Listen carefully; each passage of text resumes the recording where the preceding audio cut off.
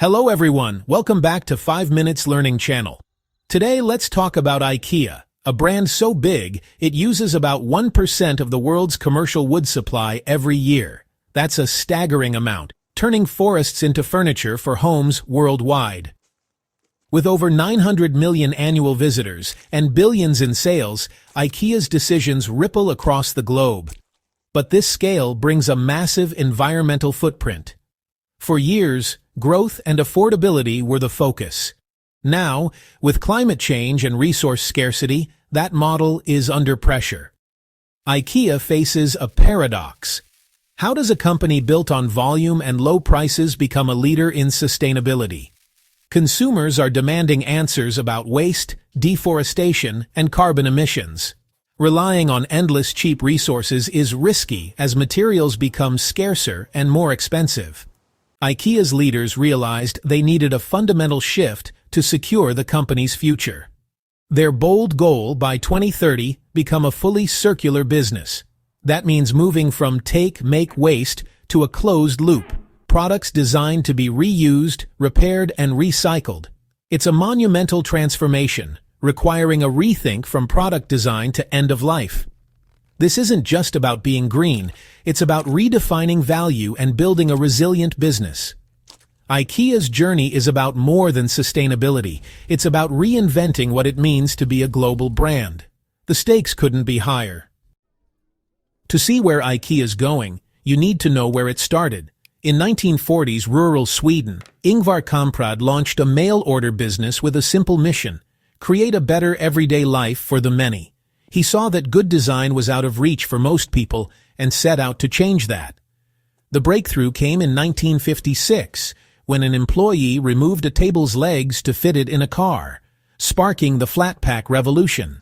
Flat packs slashed shipping costs and let customers assemble furniture themselves, saving money and creating a sense of ownership. Kamprad's frugality shaped IKEA's DNA. He drove an old Volvo and insisted on cost saving at every level. The business model, out-of-town warehouses, self-service, and a global supply chain optimized for affordability. This approach disrupted the traditional furniture industry, making stylish, functional design accessible to all. IKEA became a cultural phenomenon, empowering people to furnish homes on a budget. But this relentless focus on low cost had a downside. The very model that made IKEA a global powerhouse also created new challenges. Products were affordable but often seen as disposable. The company's success story is now at a crossroads. IKEA must address the environmental impact of its own revolution. The next chapter is about reconciling affordability with responsibility. Can IKEA's legacy evolve for a sustainable future? IKEA's low prices changed how we value furniture, making it easy to buy and just as easy to toss. This fueled a throwaway culture, with IKEA products often seen as temporary, not built to last.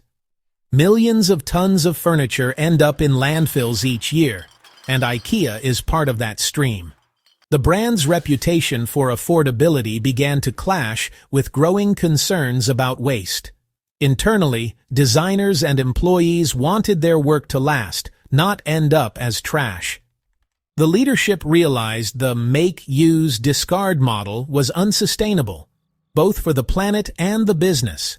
The challenge: keep products affordable, but shift away from disposability. Raising prices wasn't an option. IKEA needed a new approach. This sparked a bold strategy to transform the entire value chain. The goal: make products that last and keep them in use as long as possible. IKEA's answer is a 4-pillar strategy for circularity by 2030. First, build new relationships with customers, making it easy to buy, care for, and pass on products. Services like buyback and furniture rental keep items in use longer. Second, design every product to be circular, easy to repair, reuse, and recycle. Designers now consider a product's entire life cycle, from assembly to disassembly. Third, use only renewable or recycled materials by 2030. This means sourcing sustainable wood, using recycled plastics, and investing in new materials. Even the glue and particle board is being rethought for recyclability. Fourth, partner with others, recycling companies, tech startups, and logistics experts to build the infrastructure for a circular economy. Collaborations like Optoro help manage returns and give products a second life. These pillars work together to close the loop. It's a system-wide transformation, not just a green tweak. The Billy bookcase, an IKEA icon, shows circular design in action. For decades, it was affordable but hard to repair or recycle. Now, Billy is being redesigned with durability and circularity in mind. A tougher surface resists scratches and is easier to clean. Snap fittings replace glue, so it can be disassembled and reassembled without damage. Need a new shelf? Soon, you'll be able to order just that part. At end of life, the bookcase comes apart for easy recycling. Billy is no longer disposable. It's a collection of valuable components. This redesign is a symbol of IKEA's new direction. The same thinking is spreading to sofas, kitchen cabinets, and more. Sustainable design is becoming the norm, not the exception. IKEA is proving that circularity can be affordable and accessible. Circular design is only half the story. Services matter too. IKEA's Sellback program lets customers return used furniture for store credit. The furniture is resold in circular hubs, giving it a second life and saving it from landfill. It's simple. Get a quote online, bring your item in, and get rewarded for sustainability. Furniture rental is another innovation, perfect for students, temporary offices, or anyone needing flexibility. Rent a package, use it, then return it for cleaning and reuse. This shifts IKEA from selling products to providing a service. When IKEA owns the furniture, it's incentivized to make it durable and repairable. The longer an item stays in the rental loop, the better for business and the planet. These programs are early experiments, but they could transform how we consume furniture. The goal? Make circularity easy and rewarding for everyone. It's a new kind of customer relationship. The road to circularity isn't easy. Logistics are a major hurdle. Most customers still have to bring furniture back themselves. IKEA needs scalable home pickup to make Sellback truly accessible. Scaling rental services globally is complex, requiring new systems for tracking, cleaning, and repair. Cultural habits are hard to change. Many people still prefer owning to renting. Redesigning the entire product catalog for circularity will take years. Finding affordable, sustainable materials at scale is a constant challenge. Communication is key. Customers need to understand how to care for, repair, and return products. Changing habits is tough, but essential for a circular future. IKEA's success depends on bringing millions of people along for the ride. IKEA's journey offers big lessons for business leaders and entrepreneurs. First, sustainability drives innovation. Constraints spark creativity and smarter design. Second, set bold, long-term goals. IKEA's 2030 vision aligns the whole company and inspires action. Third, collaboration is essential.